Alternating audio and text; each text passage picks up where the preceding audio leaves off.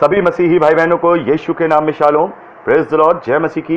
एक बार फिर से आप सभी का स्वागत है। हम अध्ययन कर रहे हैं रोमियो की पत्रिका और अब समय है कि हम उसके 12वें अध्याय पहले वचन से आगे का अध्ययन करें। तो यहां पर पौलुस लिखते हैं, इसलिए हे भाइयों, मैं तुमसे परमेश्वर की दया स्मरण दिलाकर विनती करता हूं कि अपने शरीरों को जीवित और पवित्र और परमेश्वर को भावता हुआ बलिदान करके चढ़ाओ, यही तुम्हारी आत्मिक सेवा है। यहां पर पौलुस कह रहे हैं कि मैं तुम्हें परमेश्वर की दया और उसके प्रेम को बता करके तुमसे विनती कर रहा हूं कि यदि तुम उसे धन्यवाद करना चाहते हो, यदि तुम कुछ बलिदान करना चाहते हो, तो यहां पर पौलुस कहते हैं कि अपने शरीरों को जीवित और पवित्र और परमेश्वर को भावता हुआ बलिदान करके चढ़ाओ। तो अपने आप को हम परमेश्वर के लिए कैसे बलिदान करके चढ़ा सकते हैं, उसको हम कैसे परमेश्वर को भावता हुआ बलिदान करके चढ़ा सकते हैं। तो यहां पर पौलुस आगे लिखते हैं, इस संसार के सदृश्य ना बनो, परंतु तुम्हारे मन के नए हो जाने से तुम्हारा चाल चलन भी बदल जाए, जिससे तुम परमेश्वर की भली और भावती और सिद्ध इच्छा अनुभव से मालूम करते रहो।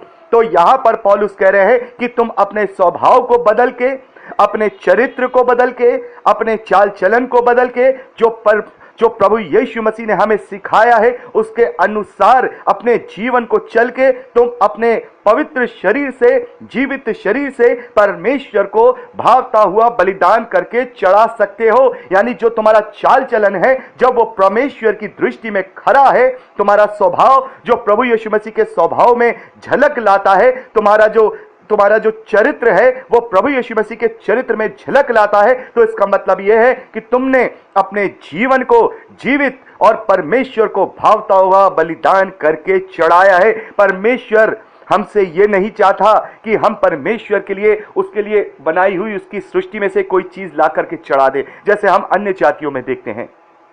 परमेश्वर की बनाई हुई सृष्टि में से ही कुछ चीजें उठाते हैं और वो अपने बनाए हुए भगवानों या परमेश्वरों के आगे उनके चरणों में रख देते हैं और फिर उसे वो खुद भी खा लेते हैं। परमेश्वर को तुम्हारा दूध नहीं चाहिए, परमेश्वर को तुम्हारा नारियल नहीं चाहिए, परमेश्वर को तुम्हारी अगरबत्तियां नहीं चाहिए, परमेश्वर को तुम्हारी मोमबत्तियां नहीं चाहिए, परमेश्वर को तुम्हारी चादरें नहीं चाहिए, परमेश्वर को तुम्हारी कोई भी चीज नहीं चाहिए, क्योंकि वो तुम्हारी है ही नहीं। तो तुम्हारा जब कुछ है ही नहीं तो उसी की चीजों में से लेके तुम उसे कैसे लौटा रहे हो। परमेश्वर ने जो तुम्हें रचा है वो इस रीति से रचा है कि तुम्हें अपना चुनने का अधिकार दिया है। तुम्हारा जो शरीर है वो परमेश्वर का है, तुम्हारी जो आत्मा है वो भी परमेश्वर के द्वारा बनाई गई है, लेकिन जो तुम्हारी समझ है वो तुम्हें परमेश्वर ने स्वतंत्र करके दी है।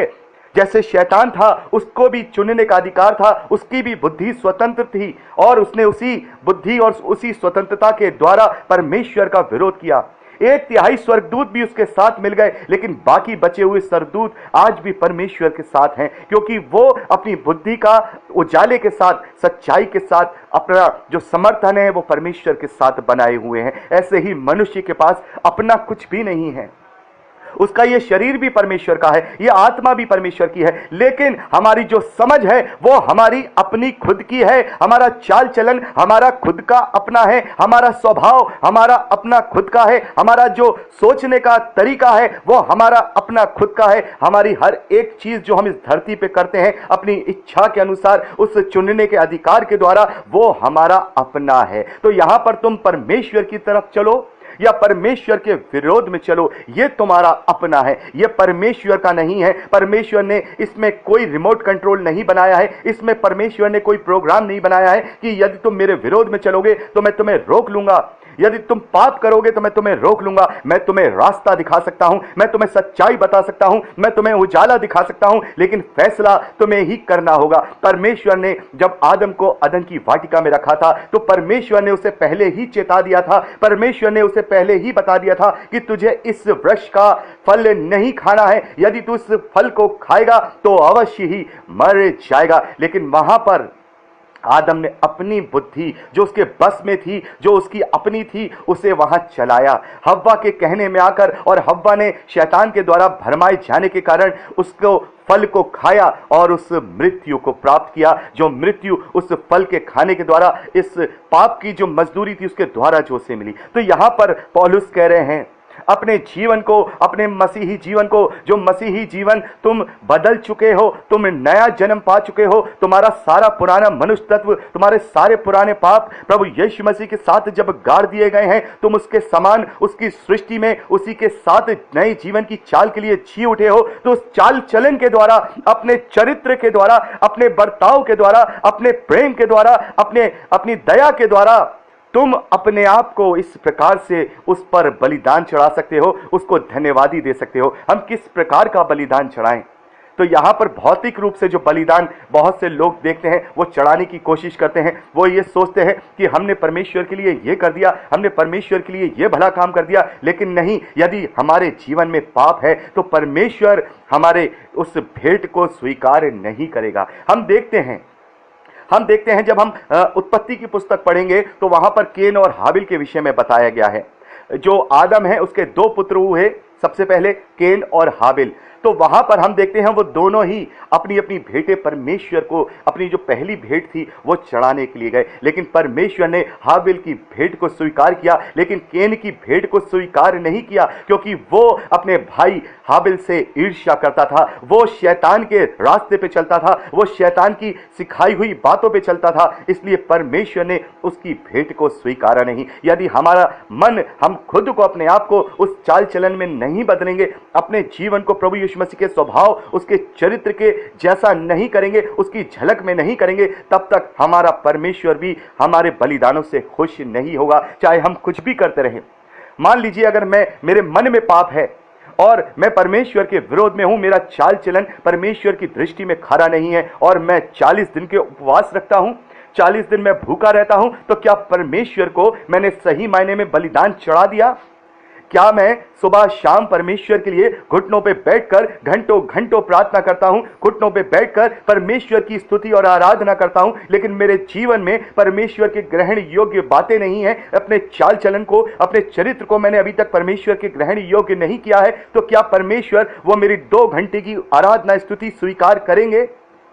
नहीं करेंगे। वो इस तरीके की आराधना स्तुति स्वीकार नहीं करते हैं, वो इस तरीके की बातें स्वीकार नहीं करते हैं, बल्कि वो तुम्हारे चाल चलन को और चरित्र को जानते हैं। प्रभु यीशु मसीह कहते हैं कि परमेश्वर हमारे बालों तक को भी जानता है कि हमारे शरीर में कितने बाल हैं। हम अपने शरीर के बारे में नहीं जानते कि हमारे शरीर में कितने बाल हैं, लेकिन परमेश्वर प्रत्येक मनुष्यों को, जो करोड़ों हजारों अरबों हैं, उनकी संख्या इतनी है, उनके बाल कितने उनके शरीर पे हैं, ये भी परमेश्वर जानता है। हम अपने मन की बात को जानते हैं, दूसरे की मन की बात को नहीं जान सकते, लेकिन परमेश्वर प्रत्येक मनुष्य के मन की बातों को जानता है और वो मन को ही जांचकर हर एक का बलिदान स्वीकार करता है।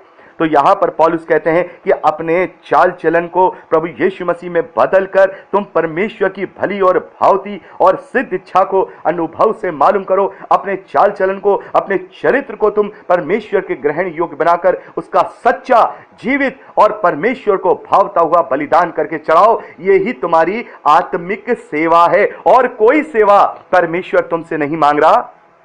परमेश्वर ये नहीं कह रहा कि हजारों किलोमीटर दूर जाओ और मेरे उस स्थान पे तीर्थ यात्रा करो तो मैं खुश हो जाऊंगा। परमेश्वर ये नहीं कह रहा कि तुम अपने पूरे दिन नंगे पैर चलकर 200-400 किलोमीटर मेरा चक्कर लगाओ तो मैं खुश हो जाऊंगा। परमेश्वर ये नहीं कह रहा है कि तुम पूरे पूरे दिन भूखे रहकर उपवास करो तो मैं तुम्हारे इस कार्य से खुश हो जाऊंगा। परमेश्वर ये नहीं कह रहा है कि मेरी सृष्टि में से कुछ चीजें लाकर मुझे चढ़ा दो, मोमबत्तियां जला दो तो मैं खुश हो जाऊंगा। नहीं, परमेश्वर यहां पर मेरा और आपका जीवित भावता हुआ बलिदान चाहता है। वो हम अपने चाल चलन के द्वारा, अपने चरित्र के द्वारा और परमेश्वर के ग्रहण योग्य कार्यों के द्वारा करके उसे हम अपने आप को जीवित और भावता हुआ बलिदान करके चढ़ा सकते हैं। कोई ऐसी चीज हम उसे वापस नहीं कर सकते जो वो उसकी है।